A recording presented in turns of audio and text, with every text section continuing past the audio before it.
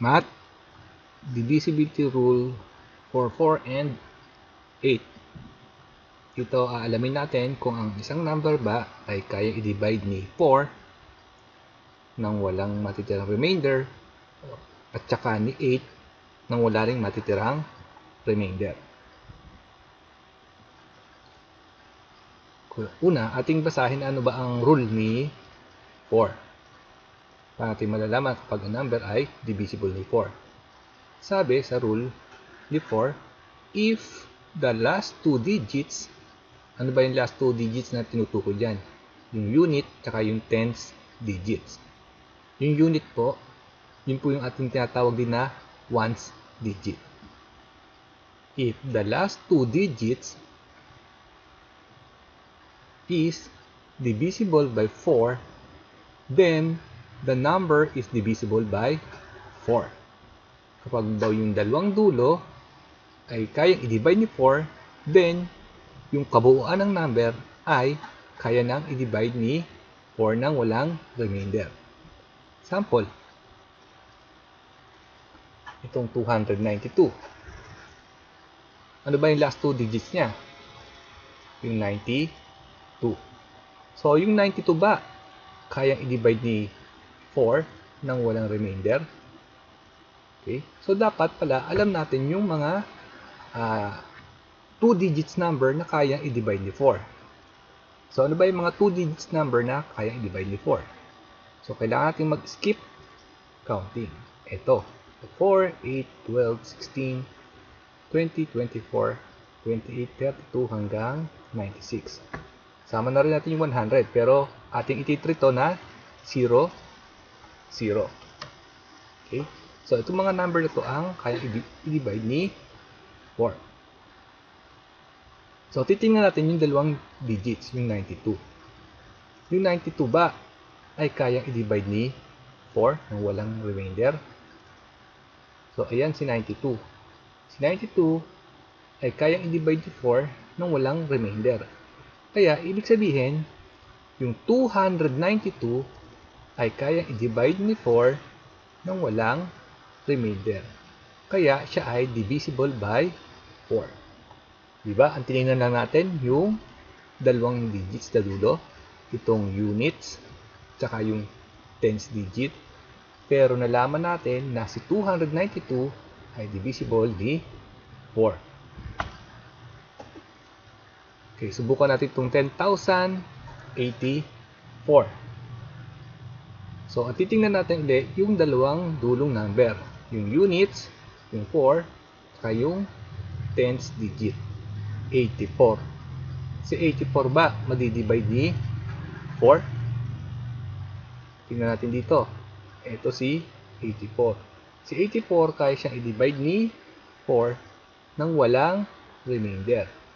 Kaya, ibig sabihin, si 10,084 ay kayang i-divide ni 4 nang walang remainder. Divisible siya by 4. Isa pa. Itong 780. Titingnan natin yung 80. Divisible ba ng 4 yan? Oo. Ito, si 80. Kaya ibig sabihin, si 780 ay kaya i-divide ni 4 nang walang remainder. Isa pa.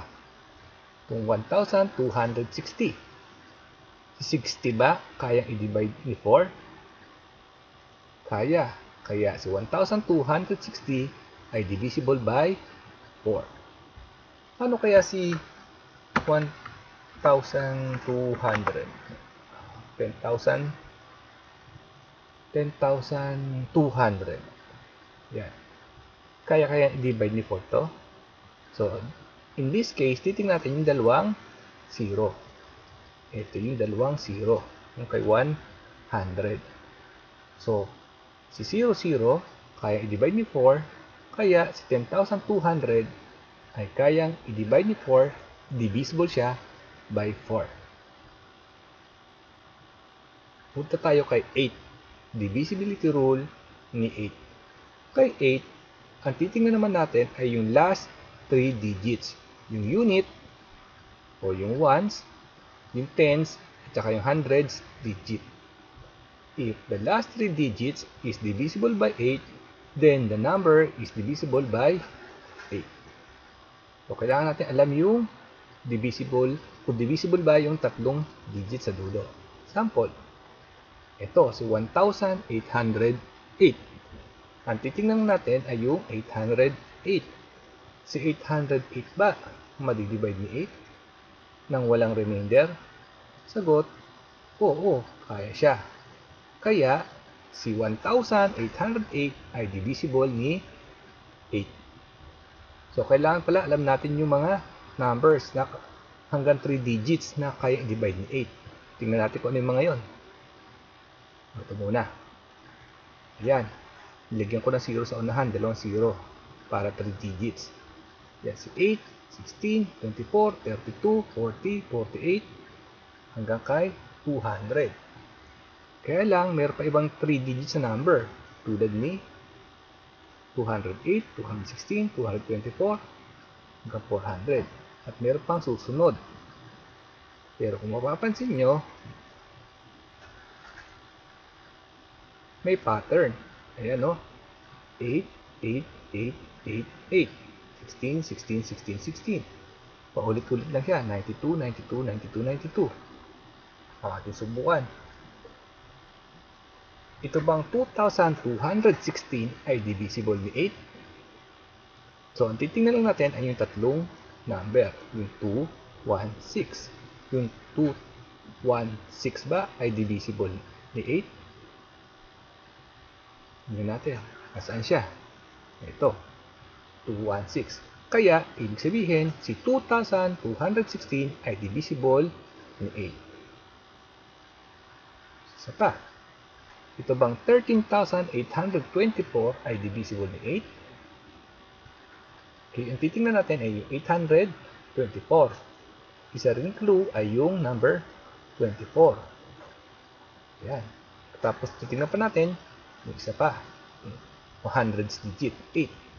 Si 824 ba ay divisible ni 8? Nasaan ba si 824? Kasama ba siya dito? Ito. So, ibig sabihin, si 13,824 ay kayang i-divide ni 8. Divisible siya by 8. Isa pa. Itong 72. So, sabi, last 3 digits. So, lagyan lang natin ng 0 sa unahan. Si 072 ba divisible by 8? Oo. Kaya ibig sabihin, si 72 ay divisible by 8. Huli, itong 90,744. May clue tayo dyan, yung 44. Ayan.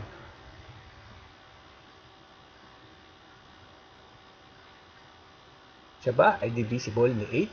So, tingnan natin yung 744. Nandito pa siya? Eto. So, ibig sabihin, si 90,744 ay divisible by 8.